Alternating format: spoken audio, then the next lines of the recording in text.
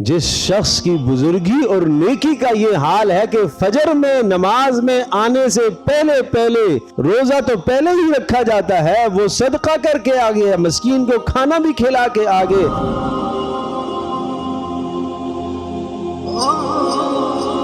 سویرے سویرے فجر کی نماز کے بعد آپ نے سوال پوچھا آج کس نے روزہ رکھا؟ ابوبکر صدیق نے کہا میں نے۔ آپ نے پوچھا آج کس نے کسی بیمار کی بیمار پرسی کی؟ ابوبکر صدیق نے فرمایا میں نے۔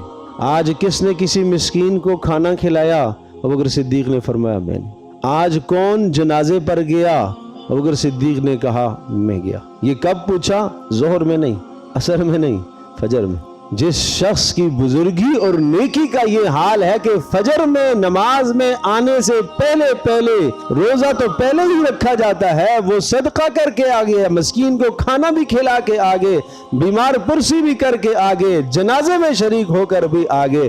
آپ نے فرمایا جس شخص کے اندر ایک دن یہ 4 خوبیاں جمع ہو جائیں گی وہ جنت میں جائے گا۔